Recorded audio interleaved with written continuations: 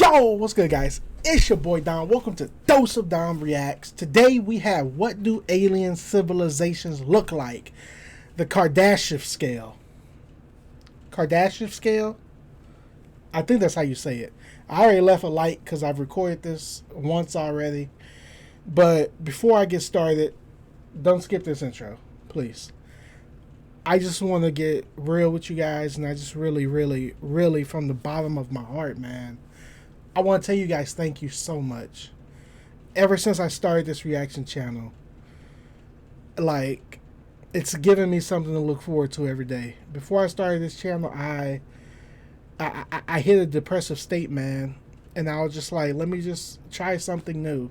And you guys' support has just been unbelievably overwhelming, and I just want to thank you guys from the bottom of my heart. I fucking love you guys. And I know that's weird because y'all don't know me from Adam, Bill, or Jack, but I love you guys, bro. I do, because y'all give me something to look forward to, man. I love reacting to these videos. I love interacting with you guys in the comments. Y'all know I love interacting with you guys in the comments, and that's never going to change. I don't care if I got to read. I don't care how many subs I got. I will always reply to my comments, man. I don't care if that's 12 hours a day, bro. You guys are so important to me, man. Like, so important.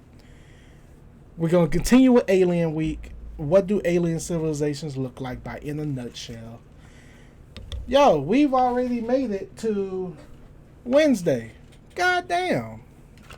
Let's go. Oh yeah, don't forget to like, comment, and subscribe.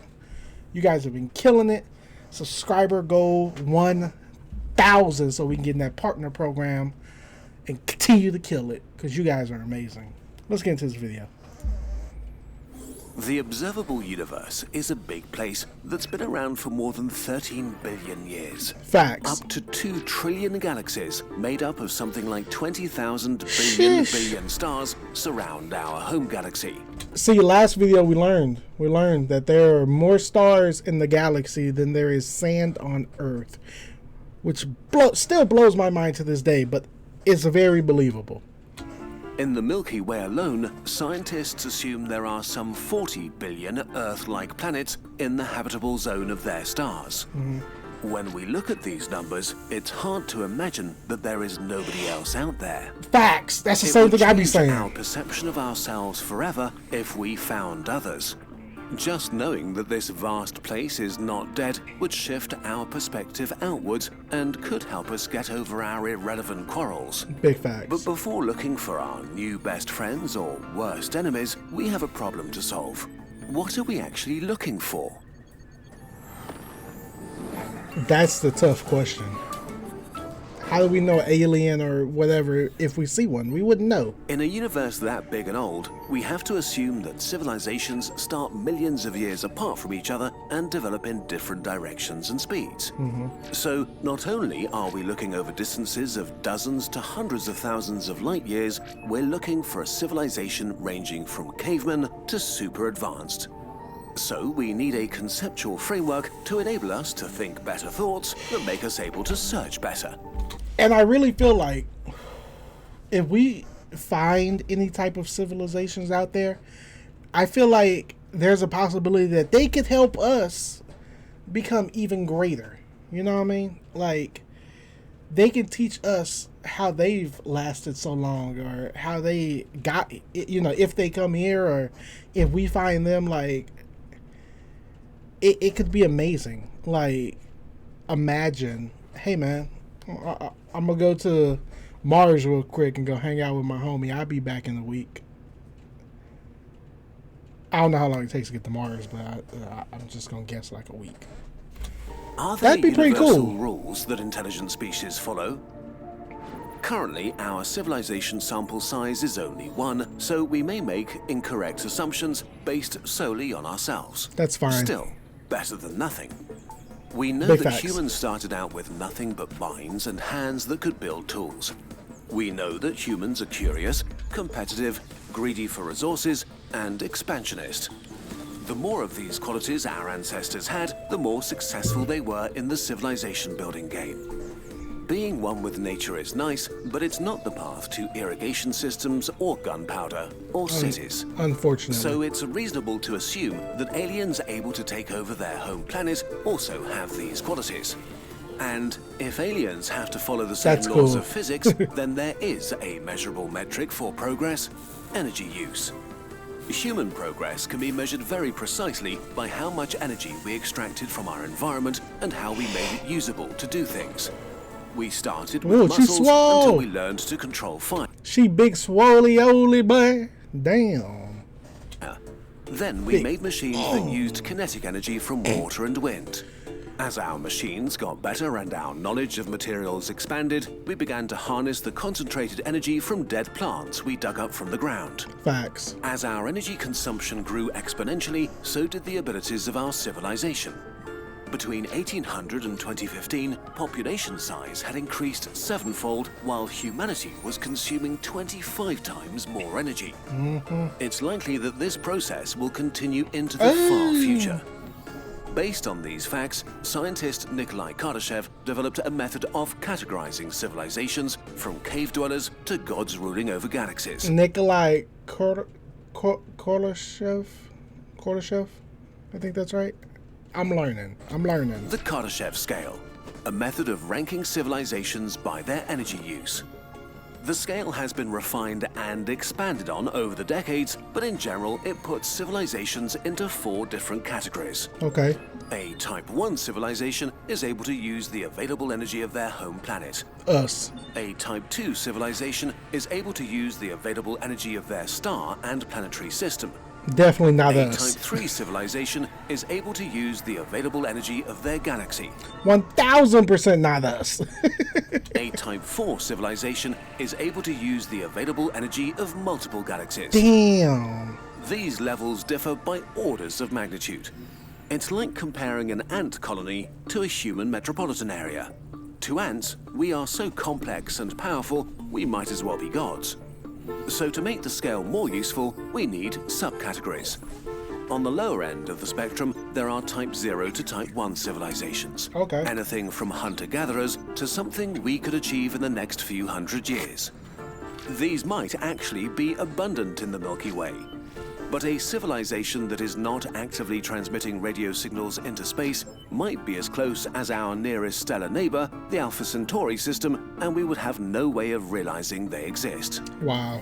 But even if they transmitted radio signals like we do, it might not be very helpful.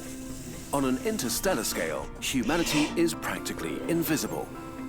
Our signals may extend over an impressive 200 light years, but this is only a tiny fraction of the Milky Way. Yeah. And even if someone were Still listening, impressive. after a few light years, our signals decay into noise, impossible to identify as the source of an intelligent species. Wow. Today, humanity ranks at about level 0.75. We have altered our planet. We've created huge structures, mined and stripped mountains, removed rainforests and drained swamps. We've created rivers and lakes and changed the composition and temperature of the atmosphere.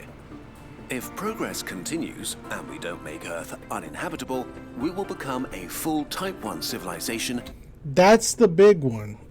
If we don't make Earth uninhabitable, I hope it's not too late. In the next few hundred years. Any civilization that becomes a Type 1 is bound to look outside because it's likely that it's still curious, competitive, greedy, and expansionist. Greedy. The next reasonable step towards transitioning to Type 2 is trying to alter and mine other planets and bodies. This might start with outposts in space, transition to infrastructure and industries near the home planet, move on to colonies, and end with terraforming other planets by changing their atmosphere, their rotation, or position. That would be absolutely amazing. As a civilization expands and uses more and more stuff and space, its energy consumption scales with them. So at some point, they may embark on the largest project a lower Type 2 civilization can take on, harnessing the energy of their star by building a Dyson swarm. Once this megastructure is finished, energy has become practically unlimited for molding the home system however they see fit. Okay, speaking of Dyson, I have a video of Dyson Sphere. I'm going to put it up somewhere. Go check it out. Really interesting. Good stuff. Really good stuff. If they are still curious, competitive, greedy, and expansionist, and now have complete control over their home system, stellar infrastructure in place, and the energy output of a star, the next frontier moves to other stars light years away. For a Type 2 civilization, the distance to other stars might feel like the distance between Earth and Pluto does to us today. Technically within reach, but only with immense investments in terms of time, ingenuity, and resources. This begins their transition towards Type 3. This step is so far beyond us that it becomes hard to imagine what exactly these challenges will look like and how they'll be solved. Facts. Will they be able to find a solution to the vast distances and travel times of hundreds or thousands of years? Will they be able to communicate and keep a shared culture and biology between colonies light years apart? Or will they split into separate Type 2 civilizations? Maybe even different species? Are there deadly challenges between the stars? So the closer a species gets to Type 3, the harder it becomes to fathom what it might actually look like. Facts. They might discover new physics, may understand and control dark matter and energy, or be able to travel faster than light. We might be unable to grasp their motives, technology, and actions. Humans are the ants, trying to understand the galactic metropolitan area. A high Type 2 civilization might already consider humanity too primitive to even talk to. Wow. A Type 3 civilization might feel about as like we feel about the bacteria living on the anthill. Maybe they wouldn't even consider us conscious or our survival relevant. Wow. They didn't even say the ants on the anthill. They said the bacteria. The bacteria on the anthill. This is an ant. The bacteria, you can't even see it. It don't mean nothing. Damn. We could only pray that they're nice gods. Right? But the scale doesn't necessarily end here. Some scientists suggest there might be Type 4 I wouldn't call them gods, so I wouldn't go that far. and Type 5 civilizations whose influence stretches over galaxy clusters or superclusters, structures comprising thousands of galaxies and trillions of stars. Wow. Ultimately, there might be a Type Omega civilization, able to manipulate the entire universe and possibly others. Omega. Type Omega civilizations might be the actual creators of our universe for reasons beyond our comprehension.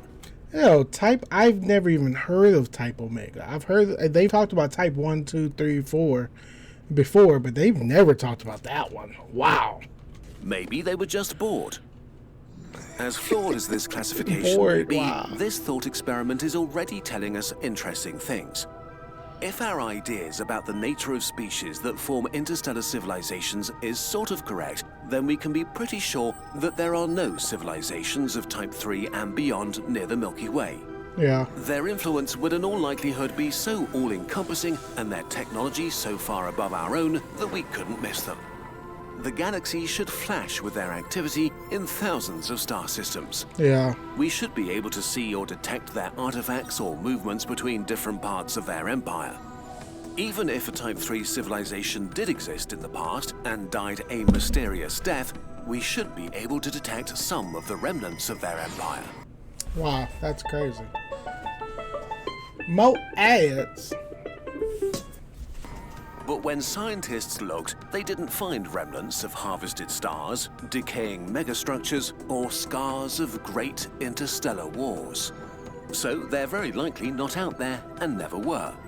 In a sense, this is very sad, but also very reassuring. It leaves the galaxy to us and others similar to us. So the most promising civilizations to look for may be somewhere in the spectrum from Type 1.5 to Type 2.5. Okay. They wouldn't be too advanced to understand them and their motives. They may have finished their first megastructures, and they might be in the process of moving stuff between stars and transmitting enormous amounts of information into space by accident or on purpose. Okay, so we looking the max Type 2. So we shouldn't be too inferior. We're still inferior to whatever they're doing in Type 2. But it won't be that mind-blowing or that scary if we were to find a Type 2 civilization. which is a good thing. That's a good thing, guys. That's a good thing. They would probably also look to the stars and look for others. Then again, maybe we've got it all wrong. Maybe progress to type 2 does not mean expanding outwards, and humanity is still too immature to imagine otherwise. Wow. For now, all we really know is that we haven't seen anybody yet. But we've only just started looking. Facts.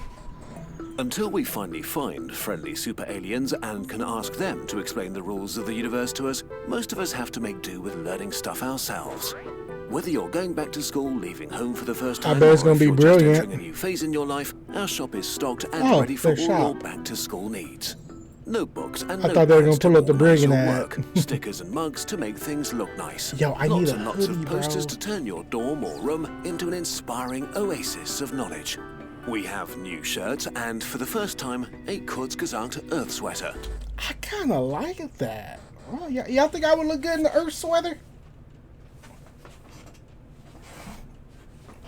Earth. All of these products are designed and produced with love by the Kurzgesagt merch burbs. Our merch is the easiest way to support what we do and keep our videos free for everyone. Thank you for watching. All right. With that being said, on the subject of support, I'm going to start putting my Cash App down below just because I'm really trying to make this a full-time job. And I'm really trying to make it in this industry. And so if you feel inclined to give a little donation, it could be $1. It could be $1 million, I wish. But look, I just want to thank you guys so much. Y'all support means so much to me, like I said in the beginning. And we're going to continue. We still got Thursday and Friday of alien videos. We are going to learn as much as we can this week about aliens. I absolutely love this channel. Let me know if y'all have heard some other channels. I'm still going to do that time-lapse video. I think it's from Real Life Lore. I think. Yeah, Real Life Lore, the time-lapse video. That's been requested. I'm going to do that next week. But put your requests down below in the comments. You know I'm going to get to it. You know I'm good for it. I'm going to see you guys in the next video tomorrow. See you guys in the next video. I love you guys. Deuces.